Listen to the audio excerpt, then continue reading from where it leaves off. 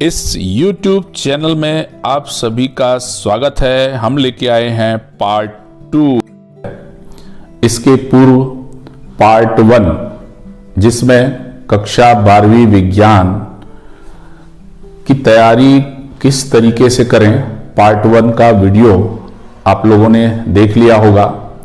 और आज हम लोग आपके समक्ष पार्ट 2 लाए हैं। और इस पार्ट 2 में आज हम लोग विशेष तौर पर चर्चा करेंगे 12वीं भौतिकी में 1 अंक और 2 अंक के जो प्रश्न पूछे जाते हैं उसकी तैयारी कैसे करेंगे और 2020 में कौन से प्रश्न पूछे गए हैं।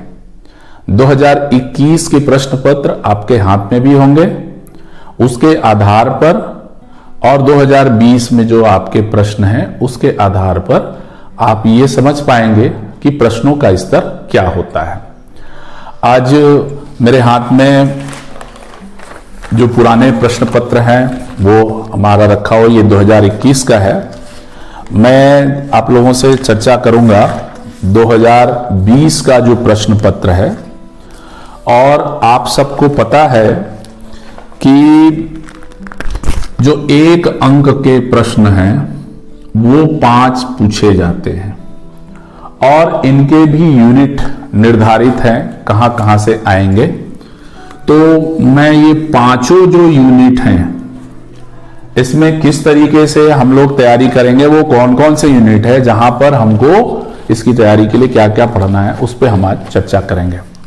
तो जैसा कि मैं देख पा रहा हूं 2020 में जो हमारा पहला प्रश्न है वो है फोटॉन का विराम द्रव्यमान कितना होता है। ये हमारा क्वेश्चन पूछा गया है। तो फोटॉन का विराम द्रव्यमान, उसका उत्तर अगर हम ढूंढेंगे तो फोटॉन का विराम द्रव्यमान 0 होता है। ये चैप्टर है विकिरण की द्वैती प्रकृति। मतलब ये हो गया कि हमारा ये जो यूनिट है विकिरण की द्वैती प्रकृति, इस वाले चैप्टर से हमको 1 अंक के ऐसे छोटे छोटे प्रश्न जो हैं तैयार करना है। तो फोटॉन का विराम द्रव्यमान पूछा हुआ है।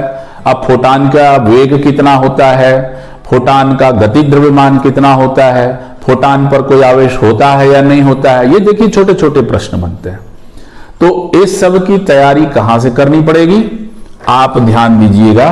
आपके पास जो बुक है उसमें अति लघुत्तरीय प्रश्न दिए होंगे, ठीक है। दूसरा जो है लघुत्तरीय प्रश्न दिए होंगे, लघुत्तरीय प्रश्न दिए होंगे, ठीक। और बोधात्मक प्रश्न, यहीं से आपको तैयारी करना है। जो रिक्त स्थान दिया रहेगा उनमें से भी जो है आपका ये कवर हो सकता है।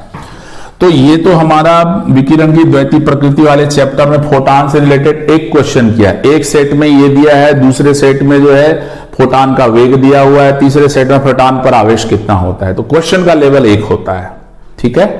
तो मैं बोलना ये चाह रहा हूं कि आपको विकिरण की द्वैती प्रकृति वाले चैप्टर से 1-1 नंबर वाले क्वेश्चन तैयार करने हैं। और उसकी तैयारी आप इन प्रश्न जो आपके पास पुस्तकें होती हैं उसके पीछे में आप देखिए एनसीईआरटी फॉलो करते होंगे और कोई अदर पब्लिकेशन के करते होंगे, तो वहां पर इनको आप फोकस करिए। इससे आपका कॉन्सेप्ट भी क्लियर होगा और आपको 1 अंक वाले प्रश्नों के उत्तर का जवाब भी मिलेगा। दूसरा हमारा यूनिट आता है, क्वेश्चन दिया हुआ है 2020 का, जब शुद्ध जर्मेनियम में एंटीमनी की अशुद्धि मिलाई जाती है। तो सीधा सीधा हमारा ये जो अगला चैप्टर है वो है अर्धचालक युक्तियां वाला चैप्टर है। तो अर्धचालक युक्तियां वाले चैप्टर में आपको तो पता होना चाहिए कि भाई पी टाइप अर्धचालक कैसे बनता है, एन टाइप अर्धचालक कैसे बनता है, अवक्षय पर्त क्या होता है, रोधिका विभव कितना होता है, सिलिकॉन के लिए कितना होगा, जर्मेनियम के लिए कितना होगा। ये छोटे छोटे प्रश्न, जैसे सिलिकॉन के लिए और जर्मेनियम के लिए, ये दोनों के लिए अगर आप रोधिका विभव की बात करेंगे तो रोधिका विभव दोनों के लिए अलग अलग होगा। इसका होता है 0.7 वोल्ट होता है, जर्मेनियम के लिए हो जाता है 0.3 वोल्ट। ये छोटी छोटी चीजें पूछेंगे। इसमें एक ऐसा भी कर सकता है, शुद्ध सिलिकॉन में यदि हम एंटीमनी मिलाते हैं तो किस प्रकार का अर्धचालक बनेगा। तो ऐसे छोटे छोटे एक एक नंबर, एक शब्द या मुश्किल से एक वाक्य लिखना पड़ेगा हमारे जो भी एक अंक वाले प्रश्न है। तो ये दूसरा यूनिट भी आप तैयार करिएगा। इसकी तैयारी करने के लिए आप क्या करिएगा, छोटे छोटे अति लघुत्तरी, लघुत्तरी, बोधात्मक, और खाली स्थान भी दिए हुए हैं, पढ़ना है, थोड़ा 4-5 बार पढ़ोगे शब्द याद हो जाएगा, और आप अगर पूरा लेसन को तैयार किए होंगे तो इनकी जरूरत भी आपको नहीं पड़ेगी। तीसरा क्वेश्चन आता है, तीसरा यूनिट जो है हमारा वो है आयतन आवेश घनत्व क्या है। यह प्रश्न दिया, आवेश घनत्व मतलब सीधा सीधा स्थैर वैद्युत वाले पार्ट से आएगा, स्थैर वैद्युत वाले पार्ट से आएगा। तो इसमें आप स्थैर वैद्युत वाला पार्ट 1 है और पार्ट 2 है, दोनों में आपको इस स्तर का तैयारी करना पड़ेगा। यूनिट पूछ देता है विद्युत क्षेत्र की तीव्रता का मात्रक क्या होता है, न्यूटन पर कूलम। बताइए ये सदिश है या अदिश है, सदिश है। तो ऐसे छोटे छोटे क्वेश्चन पूछे जाएंगे और इनकी तैयारी का रास्ता मैंने बता दिया आपको। ये और ये तीन को विशेष करके करना है। जिसका कॉन्सेप्ट क्लियर कर रहेगा नो डाउट वो अच्छे से एक अंक वाले प्रश्न को बना लेगा। इसके लिए थोड़ी सी तैयारी मांगता है, सरल है, एक शब्द में उत्तर देना है, पूरा निचोड़ रहता है, तो निश्चित तौर पर आपको इसकी तैयारी करनी पड़ेगी। तो तीसरा यूनिट हो गया। अब चौथा यूनिट, तो आपको यहां पर स्थैर वैद्युत पार्ट 1 और स्थैर वैद्युत पार्ट 2 ये दोनों में जो विभिन्न सालों में प्रश्न आए हुए हैं उन प्रश्नों को दोहराना पड़ेगा। और ये जो हमारे कुछ दिए हुए हैं अति लघुत्तरी, लघुत्तरी, जो आपको आता है उसको रिपीट करने की जरूरत तो नहीं है। जो नहीं आ रहा है, कोई नया टाइप से दिख गया तो उसको आप एक बार जरूर पढ़ लीजिए अगर आया हुआ है तो। ये हो गया हमारा यूनिट नंबर 4। ऐसे ही यूनिट नंबर 5 है ना। यूनिट नंबर 3 तक हुआ है। यूनिट नंबर 4 जो है हमारा आएगा, लिखता है दिष्ट धारा के लिए संधारित्री प्रतिघात कितना होता है। ये हमारा यूनिट है विद्युत चुंबकीय प्रेरण व प्रत्यावर्ती धारा वाला चैप्टर है। यह प्रत्यावर्ती धारा वाला चैप्टर, तो इसमें तो बहुत सारे क्वेश्चन बनते हैं, एसी और डीसी के बहुत सारे बनते हैं, धारित्री प्रतिघात, प्रेरकत्व प्रतिघात, छोटे छोटे क्वेश्चन एक एक नंबर के। हाँ, इसमें जो है आपका वर्ग माध्य मूल मान निकालने के लिए बोल सकता है, शिखर मान निकालने के लिए भी बोल सकता है, न्यूमेरिकल जो है दे सकता है। तो ये जो चैप्टर है ये काफी महत्वपूर्ण है, विद्युत चुंबकीय प्रेरण व प्रत्यावर्ती धारा वाला। और इसमें से एक अंक के क्वेश्चन आ रहे हैं। तो भारत के घरों में प्रयुक्त प्रत्यावर्ती वोल्टेज कितना होता है, 220 वोल्ट होता है। कितनी हर्ट्ज होती है, प्रत्यावर्ती धारा की आवृत्ति कितनी होती है, 50 हर्ट्ज होती है। डीसी या डिस्ट धारा की आवृत्ति कितनी होती है, 0 होती है। तो ये छोटी छोटी चीजें जो है आपको पूछे जाते हैं एक नंबर वाले प्रश्न में, है ना। तो विद्युत चुंबकीय प्रेरण वाला और प्रत्यावर्ती धारा वाला ये जो पार्ट है, इस पार्ट में भी आपको यही रणनीति अपनाना है जो आपके बुक में दिया हुआ है। अति लघुत्तरी, लघुत्तरी, बोधात्मक प्रश्न एक बार 2 बार पढ़ेंगे डेफिनेटली आप कवर कर पाओगे, उतने ज्यादा अंदर से आपको नहीं पूछे जाएंगे। 5वां और अंतिम ये है प्रकाशिकी से संबंधित है, प्रकाशिकी से संबंधित है। अब ये जो हमारा प्रकाशिकी है इसमें तरंग प्रकाशिकी और किरण प्रकाशिकी दोनों है। तो किरण प्रकाशिकी में अगर देखेगा तो वो सीधा सीधा ये पूछेगा कि भाई लेंस चैप्टर से मान लिया जाए कि भाई लेंस को अगर हम पानी में डुबा देते हैं तो उसकी क्षमता पर क्या प्रभाव पड़ेगा, तो वो क्षमता पर क्या प्रभाव पड़ेगा वो उसको आप उसका उत्तर लिख दीजिए। या लेंस की क्षमता का मात्रक क्या होता है, और जो उत्तल लेंस होता है उसको कौन सा अभिसारी लेंस बोला जाता है या अपसारी लेंस बोला जाता है। तो ये छोटे छोटे प्रश्न जो है आपको आने चाहिए और इसके लिए तैयारी करने की जरूरत है। और ये आपका कॉन्सेप्ट क्लियर होगा कहां से, ये जो 3 एरिया हमने बनाया हुआ है।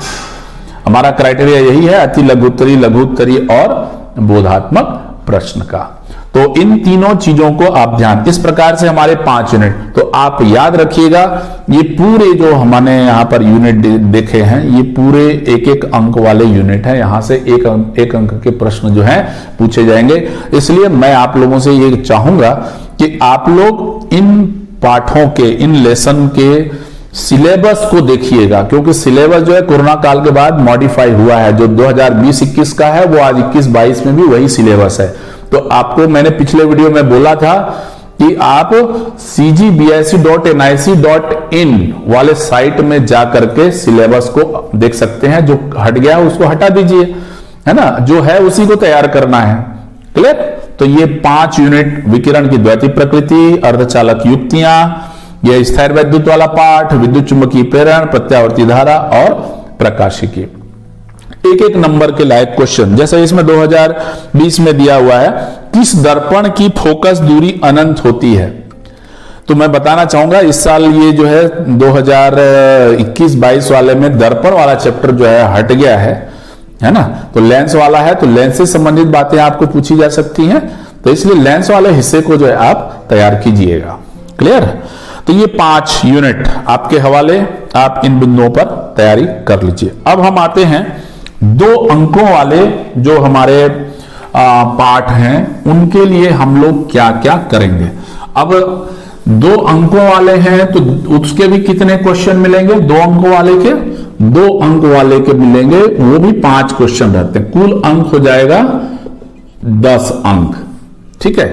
अब 2 अंक वाले के लिए कौन कौन से यूनिट से 2 अंक के प्रश्न पूछे जाएंगे, ये आपका पूरा ब्लूप्रिंट में दिया हुआ है, उसकी हम लोग एक बार चर्चा कर लेते हैं। जैसे 2020 में एनालॉग और डिजिटल सिग्नल में कोई 2 अंतर लिखिए। तो एनालॉग और डिजिटल वाला ये जो हमारा चैप्टर है, ये संचार विद्युत व्यवस्था है। तो ये जो संचार और विद्युत व्यवस्था है, इस वाले चैप्टर में हमारा 2 नंबर का प्रश्न जो है पूछा जाता है। ठीक है। तो आप ये ब्लूप्रिंट देख पा रहे होंगे, ये हमारा ब्लूप्रिंट है, ये आपके साइट में मिल जाएगा। और इस ब्लूप्रिंट के हिसाब से हमारा जो 2 अंक का प्रश्न जो आया है हमारे 2020 में, वो हम एक बार आपसे शेयर करना चाहेंगे। जैसे स्थिर वैद्युत वाले चैप्टर से आया हुआ है, तो स्थिर वैद्युत पार्ट 1 और पार्ट 2, पार्ट 1 एंड पार्ट 2। इसके पहले 1 नंबर वाले में भी था, अभी 2 नंबर वाले में भी है। तो इसमें जो प्रश्न दिया हुआ है वो ये वाला प्रश्न दिया हुआ है कि संधारित्रों को इस तरीके से इस क्रम में जो है जोड़ दिया गया है, ये ऐसा सभी के 2 माइक्रोफैराड 2 माइक्रोफैराड 2 माइक्रोफैराड गणित दे दिया है। तो ये 2 अंक का प्रश्न 2020 में पूछा गया है। तो आप इसको, ऐसे टाइप के जो प्रश्न रहते हैं, इसको हल कैसे करते हैं, इसका बहुत सरल तरीका है। इसमें आप क्या करिए, जो ज्वाइंट पॉइंट हैं, ये वाले बिंदु जहां पर मिले हुए हैं, उन बिंदुओं का नामकरण कर दीजिए। और नामकरण करके, जैसे मान लीजिए ये हमारा प्रश्न है कि भाई ए और बी के बीच का परिणामी धारिता ज्ञात कीजिए। तो इसको आप लोग कैसे करेंगे, इसको नॉमिनेट कर दीजिए। जैसे हमने यहां पर इसको बना लिया, ये ऐसा, क्लियर, और ये ऐसा बना हुआ है, ये ऐसा बना हुआ है। तो इसको 1 बोलिए, संधि स्थल 2, संधि स्थल 3, संधि स्थल 4, और आपको ये ए और ये बी के बीच आपको निकालना है। अब कैसे करेंगे, तो यहां पर ये देखिए बिंदु 1 और बिंदु 3 एक ही चीज को बता रहा है, चित्र बस में अलग अलग दिख रहा है। तो मैं यहां पर सीधे सीधे जो है इस 1 नंबर को इधर लिख देता हूं, और 3 ये चूंकि एक ही बिंदु बता रहे हैं इसलिए मैंने कर दिया है। उसके बाद जो है 2 और 4, तो स्वाभाविक है इधर आएगा, ये हमारा 2 और ये 4। 1 और 2 के बीच, 1 और 2 के बीच एक संधारित्र यहां पर ये लगा हुआ है, तो ये मैंने एक संधारित्र यहां पर लगा दिया, ये लग गया मेरा। अब देखिए 2 और 3, ये 2 है और ये 3 है, मतलब यहां पर ये जुड़ा हुआ है, तो ये मैंने ऐसा कर दिया, तो ये भी हो गया मेरा। ठीक। और तीसरा जो है हमारा किसके किसके, 3 और 4 के बीच में, ये 3 है और ये 4 है, तो ऊपर ले लीजिए या नीचे ले लीजिए, कोई इशू नहीं है। तो आप ये देख पा रहे हैं कि हमारा ये जो बेढंगा टाइप से लग रहा है, एकदम अजीब टाइप से जो लग रहा है, वो हमारा एकदम सिंपलेस्ट हो गया। तो आप देख पा रहे होंगे कि ये जो हमारे संधारित्र है वो कैसे जुड़े हुए हैं, समांतर क्रम में जुड़े हुए हैं, समांतर क्रम में जुड़े हुए हैं। तो समांतर क्रम में है तो इसलिए इसकी परिणामी धारिता सूत्र याद होगा आपको, C1, C2 और C3। तो समांतर क्रम में संधारित्रों के लिए C1 plus C2 plus C3, चूंकि सब 2-2 माइक्रोफेराड के हैं इसलिए सबको जोड़ोगे तो कितना आंसर आ जाएगा, 6 microfarad. This is the answer. तो कहना मैं ये चाह रहा हूं कि कोई ज्यादा बड़ा नहीं है, 2 स्टेप में खत्म हो जाता है। तो ये 2 अंक वाले प्रश्न थेर वैद्युत वाले से। अब इसका अभ्यास कहां से करेंगे, इसका अभ्यास भी जो है लघु उत्तरीय प्रश्न से करेंगे। और लघु उत्तरीय प्रश्न छोटे छोटे जो न्यूमेरिकल्स दिए हुए हैं, उदाहरण में दिए हुए, उस पर आप फोकस करिएगा।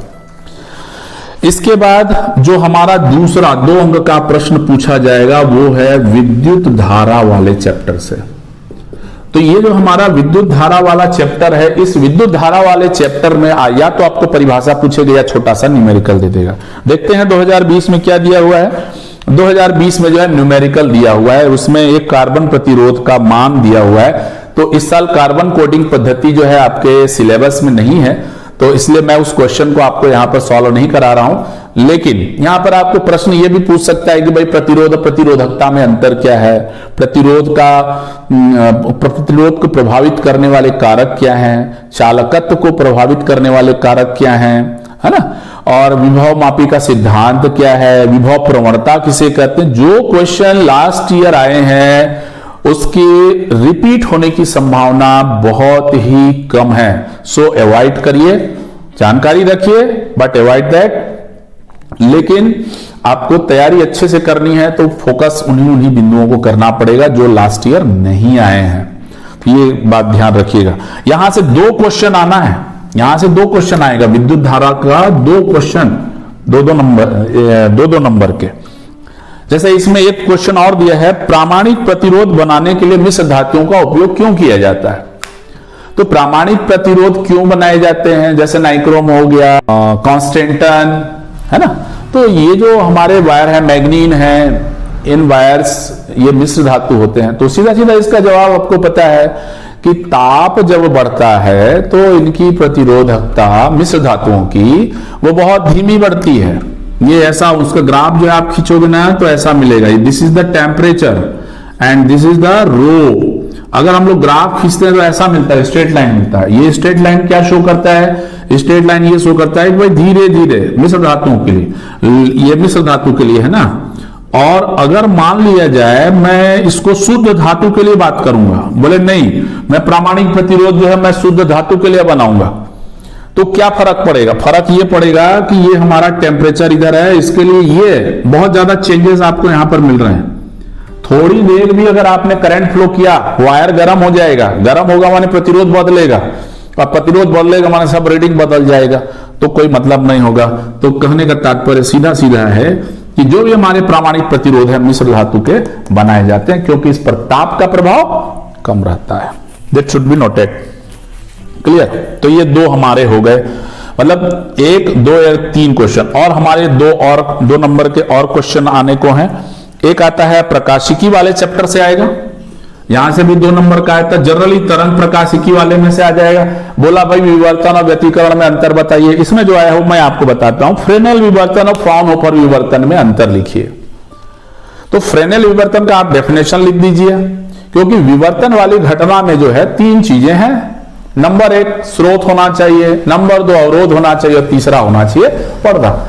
फ्रेनेल नामक वैज्ञानिक ने यह देखा कि जब हमारे अवरोध से स्रोत और पर्दे दोनों सीमित दूरी पर होते हैं तो उसको हम लोग फ्रेनेल विवर्तन बोलते हैं। और फ्राउनहोफर विवर्तन क्या हो जाएगा, जब ये असीमित दूरी पर होते हैं तो फ्राउनहोफर विवर्तन होते हैं। डेफिनेशन दे दीजिएगा। दूसरा अंतर दे दीजिएगा, जो फ्रेनेल विवर्तन होता है वो डिजोकोर द्वारा विवर्तन की घटना जो होती है फ्रेनेल विवर्तन के अंतर्गत आती है। एकल स्लिट द्वारा जो विवर्तन होगा वो हमारा उसमें आता है, फ्राउनहोफर वाले। 2 अंतर आपने लिख लिया। तो ये जनरली तरंग वाले में से। और क्या हो सकता है, यहां पर व्यतिकरण की परिभाषा पूछ देगा, ठीक है। और क्या पूछ सकता है, 2 स्वतंत्र प्रकाश स्रोत क्या व्यतिकरण की घटना प्रदर्शित कर सकते हैं। तो ऐसे जो छोटे छोटे क्वेश्चन जो लास्ट ईयर नहीं आए हैं, मैं आपको 2020 का इसीलिए करवा रहा हूं कि यहां पर के क्वेश्चन की संभावना आने की ज्यादा है इन कंपैरिजन टू 21 में जो आया हुआ है ना। अच्छा, तो जो प्रकाशिकी है इसमें और ऐसे छोटे छोटे क्वेश्चन, तो अभी छोटे क्वेश्चन आपको मिलेंगे कहां पर, वही लघुत्तरीय बोधात्मक प्रश्न। ये एरिया आपके 2-2 नंबर और 1 नंबर वाले के लिए फोकस एरिया है, तो आपको इस चीज को जो है you have to focus it. Clear? अच्छा, अब हमारा एक और बच गया, एक आता है हमारा 2 नंबर का संचार व्यवस्था वाले पार्ट से। तो संचार व्यवस्था वाले पार्ट से जो है आपको पूछा है प्रश्न, एनालॉग और डिजिटल सिग्नल में अंतर बताइए। अभी इस बार के सिलेबस में जो हमारा 2021-22 है उसमें एनालॉग और डिजिटल जो है आपका ठोस एवं अर्धचालक युक्ति वाला में वो दिख रहा है। तो वो जो सिग्नल दोनों का डिफरेंस है, वो दोनों डिफरेंस आपको पता होना चाहिए, एनालॉग और सिग्नल। तो इस तरीके से हम यहां पर देख पाएंगे कि ये हो गया हमारा संचार व्यवस्था। तो 4 यूनिट में हमारे 2 नंबर वाले 5 क्वेश्चन बिल्कुल एकदम क्लियर है। तो आपको इनकी तैयारी कहां से करनी है, जो लघु उत्तरीय है ना, लघु उत्तरीय प्रश्न है ना, बोधात्मक प्रश्न है, इस इन पाठों के, है ना, बोधात्मक प्रश्न है। और क्या देखना है इसमें, इसके जो गणित है इनके, है ना, जो अभी तक आ गए हैं, छोटे छोटे, ज्यादा बड़े नहीं आते, कॉन्सेप्चुअल क्वेश्चन आते हैं, डेफिनेशन है, वो आपके 2 नंबर के बनते हैं। तो आशा है 1 अंक और 2 अंक वाले जो प्रश्न हैं, खास करके हमारे कक्षा 12वीं भौतिक शास्त्र विषय में, इनको आप लोगों ने जो है आप समझ गए होंगे कि इसकी तैयारी जो है हम कैसे करेंगे। और यदि किसी प्रकार की समस्या आती है तो कमेंट बॉक्स में जरूर कमेंट करिएगा, और अगर पसंद आ रहा है तो बिल्कुल लाइक करिए, शेयर करिए, ताकि ये ज्यादा से ज्यादा हमारे विद्यार्थियों के बीच पहुंच सके, उनका कॉन्सेप्ट क्लियर कर सकें, उनकी तैयारी में हमको मदद मिल सके। तो बहुत बहुत धन्यवाद। जय हिंद, जय भारत।